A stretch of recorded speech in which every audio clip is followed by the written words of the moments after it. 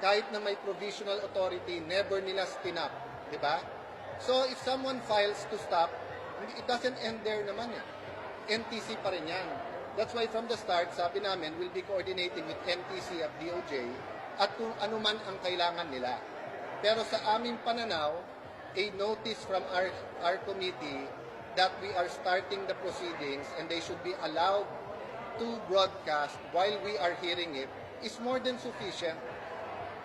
I mean, let's be straight with our tao eh. Parang nag-attendance ngayon yung lahat ng gustong sumitsip sa AbsCbn eh. Diba?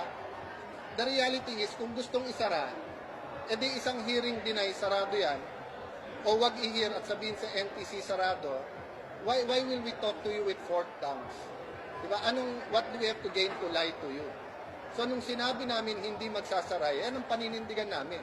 Kung kailangan physically ako mag-on ng transmitter o pumunta doon, gagawin ko yan. Gagawin ni Chairman Chico yun. So, there's no question yung iba nagmamalasakit lang. There's no question there are solid supporters of ABS. But yung iba, OA na eh. Diba? Parang doomsday na ang ginagawa para lang makapagsipsip eh. Eh, hindi yun ang proseso. We want ABS to get or not get their franchise based on the merits. And we can only go to the merits if we have a sober discussion through a committee hearing. At this point, let me just also express sentiment ng maraming kongresista.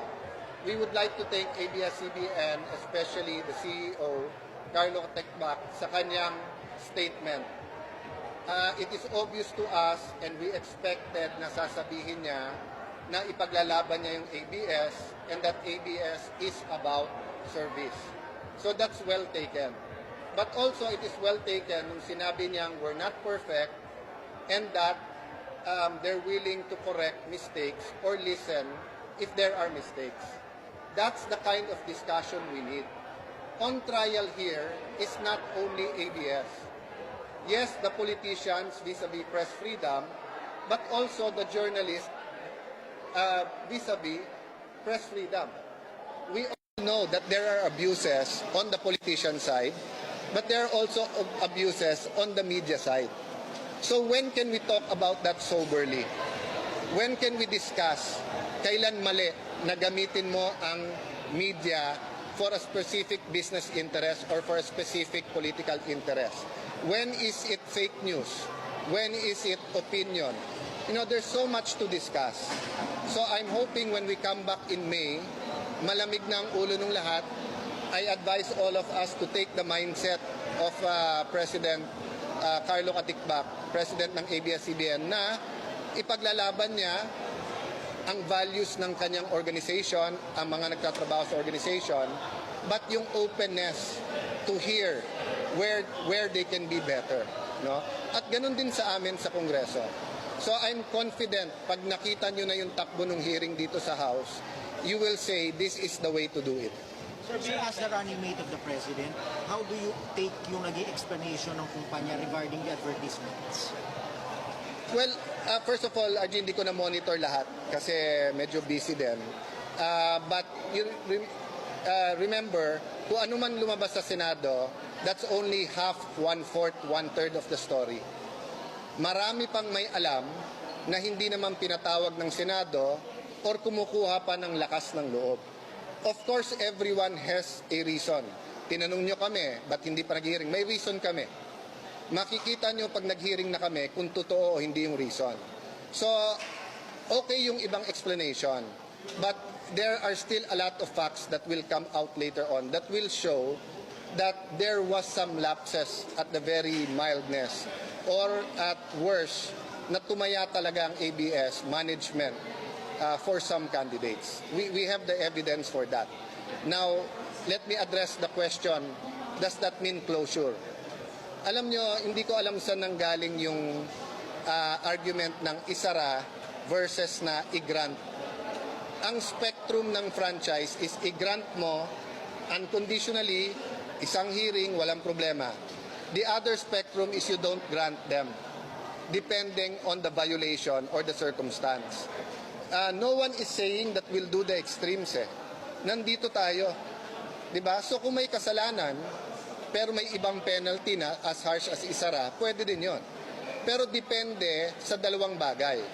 Ano ba ang kasalanan kung meron man or violation? And number two, ano yung reform na ino-offer? Diba? So parang empleyado din, diba? Pag bawat mali ba ng empleyado, ifa-fire mo na. Diba?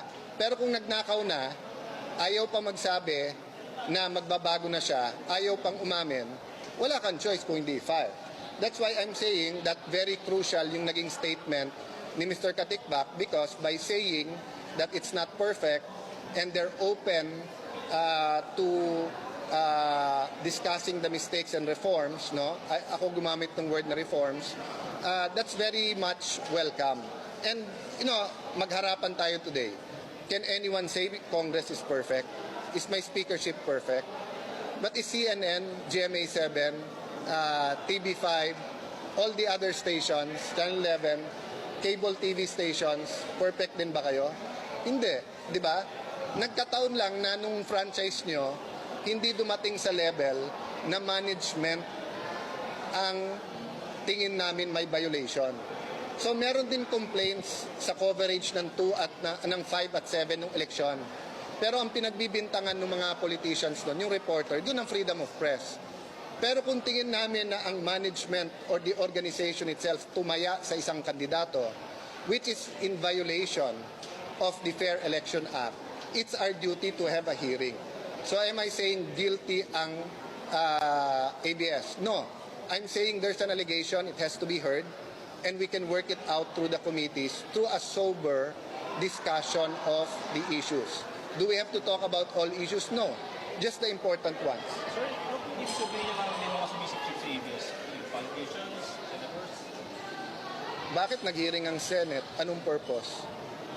Parang nag-attendance sa ABS. Hello, I'm here, I'm for you. Di ba? Kaya kasi sabi nila, it's not for the franchise. Kasi hindi pa sila pwede mag-hearing sa franchise. Nandito pa. So what's it for? Sir, timeline. May changes sa timeline o May, August pa rin? We started the proceedings today. Let me clarify, iba po yung hearing, iba yung proceeding. Kumbaga sa korte, may mga circumstance na may pre-trial ka. Nagmi-meet ang abogado at ang parties to define the issue.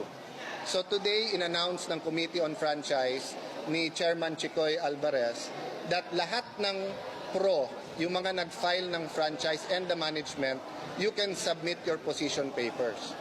But lahat ng may objection, ifa-file din nila. So I advise lahat ng may objection, i-file nyo. Kasi pag natapos yung 60-day period at hindi nyo final, ayaw namin na pag nag-hearing, okay na lahat, or may desisyon na kami, biglang lulutang ulit. We know hindi namin mako-cover lahat.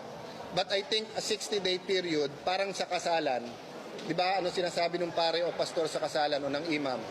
Kung meron man na nag-o-object, magsalita ngayon, or forever, di ba, keep your peace.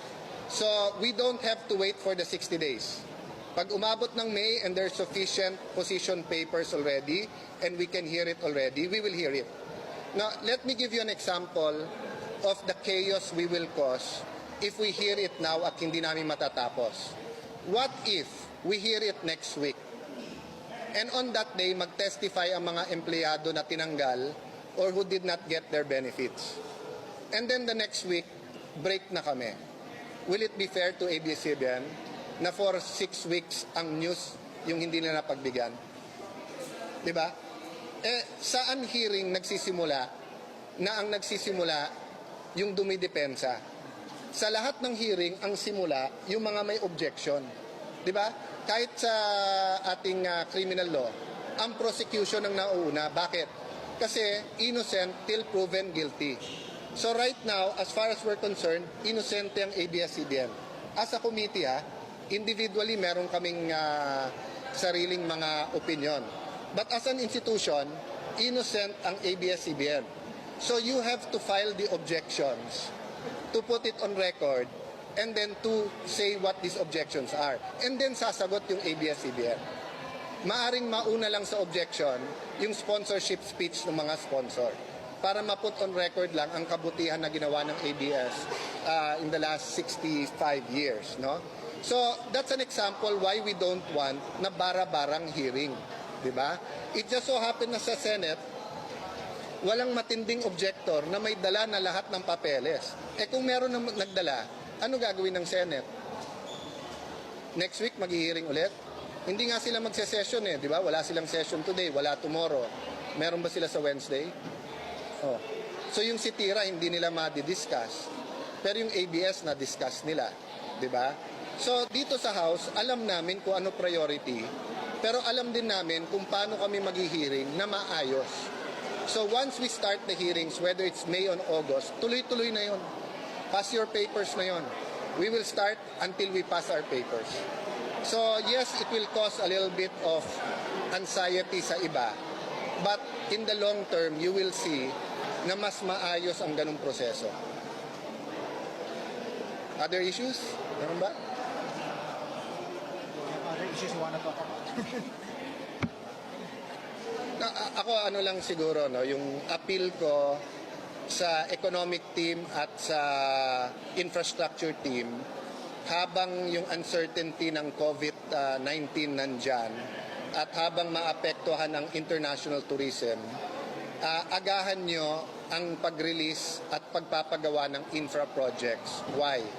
Number one, so yung ibang tourism-related jobs pwedeng tumulong sa construction. Number two, para tamaan nyo yung March, April, May na tag-init na mas maraming magagawa. Number three, pagka walang problema, walang health issues, walang weather issues, traffic everywhere. Pagka nag-construct ka, lalong traffic. So gamitin natin ang sitwasyon that you have millions of potential foreign tourists not coming at this time para ayusin yung infrastructure. So yes, there's a big challenge, but there's always a silver lining. And the silver lining now will come if we pump prime the economy by focusing on some infra projects, both small, medium, and large scale. No? So, House usap ko sa mga LGUs, makipag-usap na kayo kagad sa national government kung may mga problema sa alignment para hindi tumagal. Kasi pag yan inumpisahan ng November, peak season na naman natin ng tourism December, God willing, after the second half of this year, wala na COVID-19 or under control na. So, dagsana naman ang tourism. So, in the meantime, itong first 2 quarters, sana build tayo. Thank you, everyone. Yes.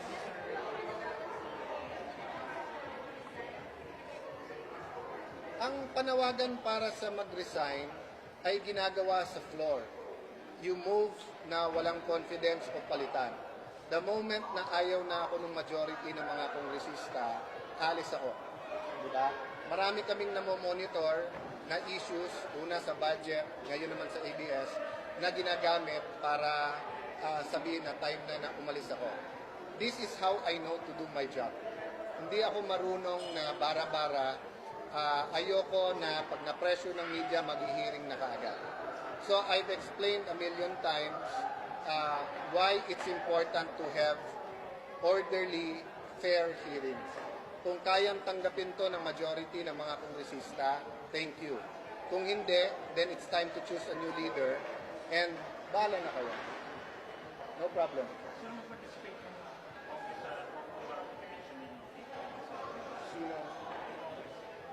We've stated from the start, ang epekto ng co-waranto will be on the existing franchise, which will expire anyway in the next few weeks. It has nothing to do with the new franchise.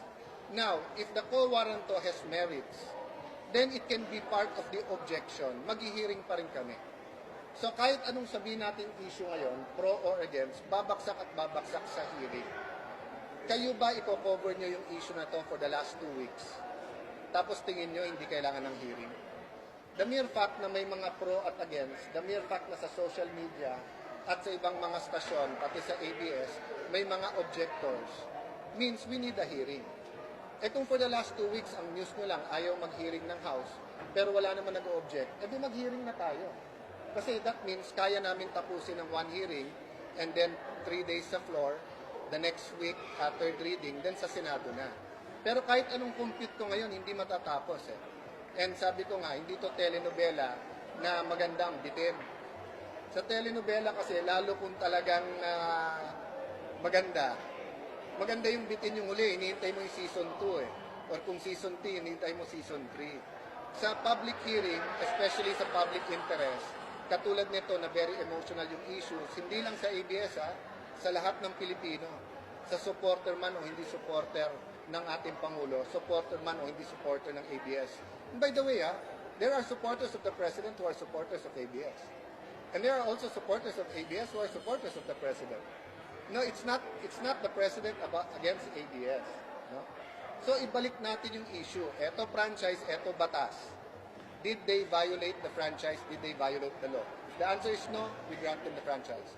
If the answer is that there was some violations, ano yung akmang penalty at ano yung reforms na may offer nyo para hindi na ito maulit-ulit.